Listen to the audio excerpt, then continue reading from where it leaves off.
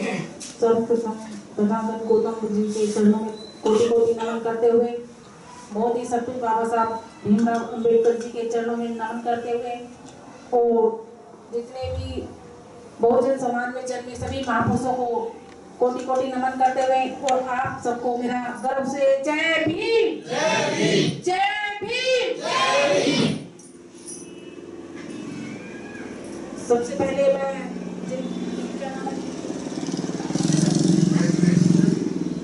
President का बहुत बहुत धन्यवाद करती हूँ कि आज उन्होंने मुझे यहाँ पे मौका दिया बोलने के लिए। जैसे कि आप सब लोग जानते हैं बाबा साहब के बारे में, जैसे कि आप सब जानते हैं बाबा साहब के बारे में, और हम अब जितने भी हम सब जानते ही हैं थोड़ा थोड़ा, लेकिन सबसे ज्यादा जो हमारी महिलाएं जो हैं वो जानती तो हैं लेकिन मानती नहीं है। ऐसे ही हमारे भाई भी हैं, जानते सब है बाबा साहब के बारे में लेकिन मानने को तैयार नहीं है। जब तक हम नहीं मानेंगे तो कैसे होगा।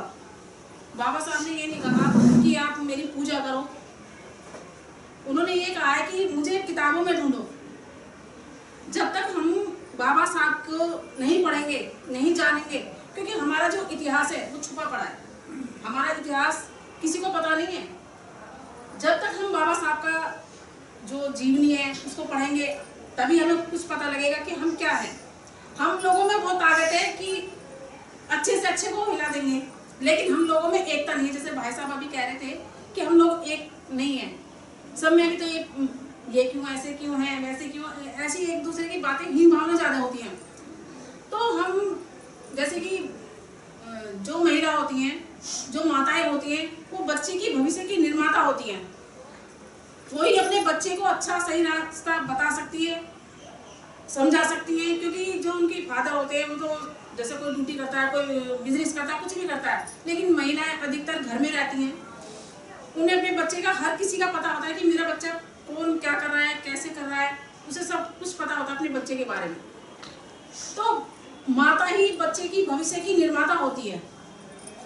माता चाहे तो उसे अच्छे से अच्छा बना दे, माता चाहे तो उसे गलत रास्ते पे भी जाता रहता है, लेकिन थोड़ा बहुत ध्यान नहीं देती, नहीं चल सुधर जाएगा, उसके पापा से नहीं बताऊं, कुछ नहीं बताऊं, आएंगे नाराज होंगे, डांटेंगे। यहाँ हमारी गलती होती है।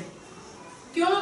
हमारा बच्चा गलत रास्ते पे जाएगा तो एक न एक दिन फिर हम पे भी तो उंगली उठती है ना कि भाई माँ ने क्या सिखाया, कैसे माँ बाप है, इन्हें बताया नहीं कुछ भी। तो सबसे पहले हम अपने बच्चे को जो हमारे बाबा साहब के विचार हैं, जो हमारे महापुरुषों के विचार है, उनको उन्हें समझाना चाहिए, उन्हें बताना चाहिए। उनकी बताएंगे जब हम खुद पढ़ेंगे। बहुत सी बहनें पढ़ी लिखी भी नहीं होती हैं, मैं ये नहीं कह रही कि सभी पढ़ी लिखी होती हैं। तो जैसे छोटे छोटे कैडर होते हैं, जैसे सब लोग आए हैं, तो छोटे छोटे कैडर में जो नहीं पढ़ा लिखा लेकिन सुन सकता है, बोल सकता है, क्योंकि जो कुछ भी आज है हमारे पास ये सिर्फ बाबा साहब की बदौलत है। जो अच्छे घर मकानों में अच्छे कपड़े पहने, अगर ये आज मेरे सूट भी पहना है ना तो सिर्फ बाबा साहब की बदौलत। नहीं, हमारी ये औकात नहीं थी कि हम ये अच्छा सूट, अच्छे कपड़े, अच्छे घर मकान या अच्छी गाड़ियां हमारे पास हों। क्योंकि अगर आप देखो, जो हमारा देखो तो अगर हमारे घर होते थे ना तो एक कहीं झोड़ के किनारे, आपने सुना भी होगा कि अधिकतर जो होती है बस्तियां वो चूड़े चमारों की झोड़ के किनारे मिलेंगी आपको। गांव के बाहर झोड़ के किनारे बोलते हैं उसको, क्योंकि गांव के बाहर होते हैं तो यही होते हैं चूड़े चमार। और जो चूड़े चमार हैं वो एक भाई हैं, बाबा साहब की 2 औलादें हैं। अब उसे जो जैसे कि बहुत से कहते हैं कि वाल्मीकि समाज कहते हैं कि भाई ये तो बाबा साहब चमारों के हैं, कहते हैं ना, लेकिन अगर वो भी पढ़े समझे तो बाबा साहब सबके हैं। बाबा साहब ने किसी एक के लिए काम नहीं किया, उन्होंने सबके लिए काम किया। जितनी भी इसकी महिला हैं जो आज अच्छे अच्छे पदों पे बैठी हैं, सीएम है, पीएम है, प्रधानमंत्री है और अच्छी अच्छी आईएएस ऑफिसर बनी हुई है, सिर्फ ये बाबा साहब की बदौलत बैठी हुई है। अन्यथा हमारा कोई विचार नहीं था कि हमें कोई मतलब ऐसी हमारी औकात नहीं थी कि जो हम ऐसे अच्छे पदों पर जा पहुंचे या अच्छा काम कर सके, क्योंकि बाबा साहब ने हमें वो दिया है। हिंदू कोड बिल के माध्यम से हम महिलाओं का इतना उद्धार किया है कि जो कि लोग मतलब समझा जाता था। सभी और भी है लेडीज है, ये नहीं कि भाई दलित समाज की है, उन्होंने विश्व की जितनी भी महिलाएं सबको अधिकार दिया, सबको सम्मान दिया। अगर आज हमारा मान सम्मान स्वाभिमान है तो सिर्फ बाबा साहब की बदौलत है, अन्यथा वो किसी की बदौलत नहीं है। क्योंकि अगर आज मैं थोड़ा बोल भी पा रही हूँ तो सिर्फ बाबा साहब की बदौलत बोल रही हूँ, अन्यथा मेरे अंदर भी इतना साहस नहीं था जो मैं इतना बोल पाऊँ, इतना अधिकार ही नहीं था। और जैसे ही मैं बच्चों की शिक्षा की बात कह रही हूँ तो शिक्षा में वो ताकत है जो अच्छे मतलब नहीं कर पाते, जो शिक्षा की बदौलत कर देते हैं। तो मैं इसमें एक छोटी सी आपको कहानी सुना दूं, छोटी सी कहानी सुनो। एक राजा था, राजा के पास 4 नौकर थे, वो बेचारे ऐसे थे गरीब दलित समाज के थे। तो मतलब राजा के दरबार में राजा कहने लगा, उनसे क्वेश्चन कर बैठा चारों से कि बताओ शिक्षा में क्या ताकत होती है। अब वे तो बेचारे अनपढ़, वो तो इतनी समझदार नहीं थे। अब बेचारे चारों परेशान हो गए, बहुत ज्यादा परेशान हो गए। उन्होंने राजा साहब ने उन्हें 4 दिन का टाइम दिया कि आप 4 दिन में अपना ये मेरा क्वेश्चन का मतलब आंसर ढूंढ के लेके आओ, तब मैं तुम्हें मतलब वो करूंगा। वो बेचारे परेशान, 1 दिन हो गया, 2 दिन हो गया, 3 दिन हो गए।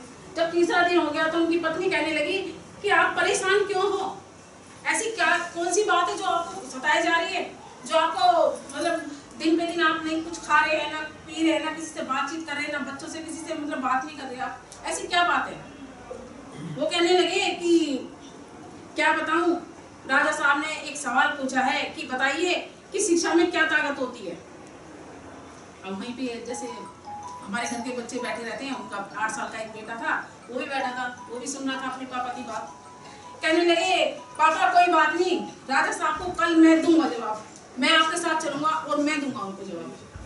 कहने लगे चलो ठीक है। अब जैसे आप सब लोग बैठे, ऐसी राजा का दरबार लगा रहता है, जैसे कि आप सब जानते हैं राजा का दरबार, राजा कहाँ बैठता है, राजा तो अपनी कुर्सी पे बैठता है। और ऐसे सब लोग बैठे थे दरबार में, वो बच्चा भी बैठा था। राजा साहब कहने लगे कि बताओ शिक्षा में क्या ताकत होती है। तो कहने लगे, अब वो बच्चा कहने लगा राजा साहब मैं जवाब दूंगा आपको। अब सब कहने लगे भाई ये लड़का बेमौत मारा जाएगा कि क्या राजा साहब को जवाब देगा, छोटा सा बच्चा है। लेकिन उस बच्चे ने कहा कि राजा साहब मैं आपको जवाब दूंगा, बताइए। राजा साहब कहने लगे ठीक है बताइए। कहने लगा बच्चा कि बताइए राजा साहब कि जो सवाल करता है वो कहाँ बैठता है। और राजा साहब बोले बात तो ठीक है भाई, जो सवाल करता तो ऊपर बैठेगा तभी तो वो सवाल कर पाएगा। बच्चा राजा साहब जो अपनी कुर्सी से उठ के वो नीचे बैठ गई और बच्चा उस पे बैठ गया, राजा के सिंहासन पे बैठ गया। बच्चा कहने लगा राजा साहब शिक्षा की वो ताकत होती है, जो ऊपर बैठा है वो नीचे बैठ सकता है और जो नीचे बैठा है वो ऊपर बैठ सकता है। तो शिक्षा में बहुत ताकत होती है, हमें अपनी शिक्षा को पहचानना पड़ेगा। तो जैसे कि अभी कहा कि शिक्षा वो शेरनी का दूध है जो पिएगा वो दौड़ेगा। बाबा साहब ने यही कहा है कि जब तक मतलब शिक्षा वो शेरनी का दूध है जो पिएगा वो दौड़ेगा। तो हमें ऐसे ही अपने बच्चों को उनको अच्छे रास्ते पर चलाना है, बाबा साहब की विचारधाराओं पे चलाना है, क्योंकि हमारे बच्चे भटक रहे हैं। क्योंकि अधिकतर ना हमारे बच्चे कहीं भी जगह खड़े नुक्कड़ पे मिल जाएंगे, कहीं भी मिल जाएंगे। लेकिन जो बच्चा अच्छा, अगर हमें अपने बच्चे को अच्छा बनाना है तो उसे अच्छा रास्ता अपनाना ही पड़ेगा, जब ही हमारे बच्चे कामयाब होंगे। और जैसे कि आप सब जानते हैं कि जैसे छोटे छोटे कैडर होते हैं तो ये बातें भी पहुंच जाती है सबके पास। लेकिन जब तक हम ऐसे छोटे छोटे कैडर नहीं कराएंगे और नहीं जैसे कराएंगे तो किसी को कुछ नहीं पता चलता। ऐसे छोटे छोटे कैडर अपने गली मोहल्ले में कराते रहना चाहिए, क्योंकि बाबा साहब को जब तक हम लोग नहीं समझेंगे, नहीं जानेंगे तो कुछ नहीं हो सकता। हमारा भला हो ही नहीं सकता जब तक हम बाबा साहब को नहीं जानेंगे। बाबा साहब के बिना हमारा कोई गुजारा नहीं है। जैसे कि आप सब जानते हैं कि अभी आपने केबीसी में देखा है कि एक ने जवाब दिया था मनुस्मृति के लिए कि बाबा साहब ने 25 दिसंबर 1927 को मनुस्मृति में आग लगाई थी।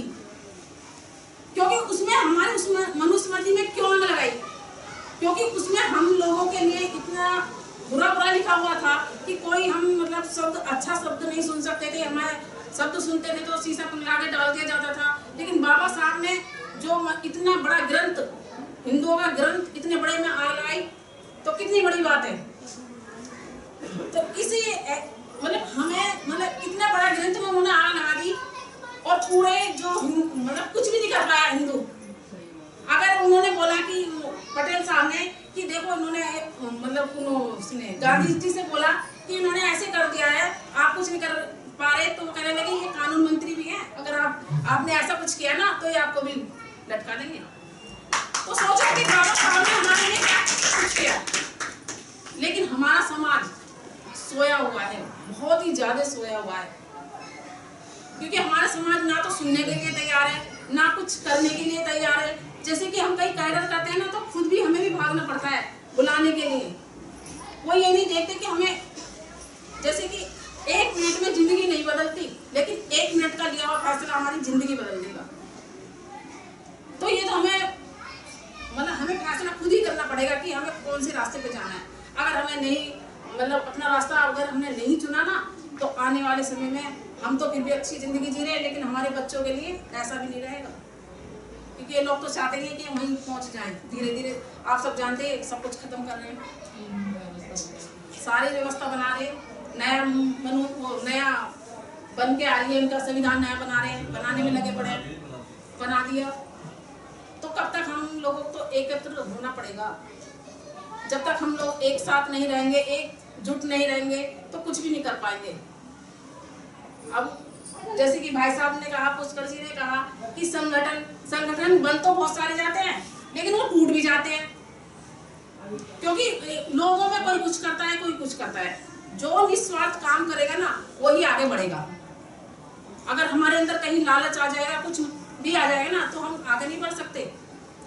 लेकिन मैं तो यही चाहूंगी, दोस्ती हजारों से मत करो, जो अच्छे रास्ते पे आपको चलाए, चाहे एक के साथ चलना पड़े तो आप उसके साथ चल दो, हजारों के साथ मत चलो। जो अच्छे काम कर रहा है, अच्छे विचार आपको दे रहा है, तो आप उसके साथ, आपके पास भी दिमाग है, सब कुछ है, सोचने की सबके पास शक्ति होती है। तो जहाँ से हमें सब कुछ मिलना है, और जो आपके लोगों के बीच में आकर बताते हैं, सबके पास देखो टाइम नहीं होता, सभी अपना टाइम निकाल करके आते हैं। कोई ऐसा नहीं कि भाई ये है कि हम तो टाइम फ्री है कि वहाँ चल दो, वहाँ चल दो, सब अपना टाइम निकालते हैं।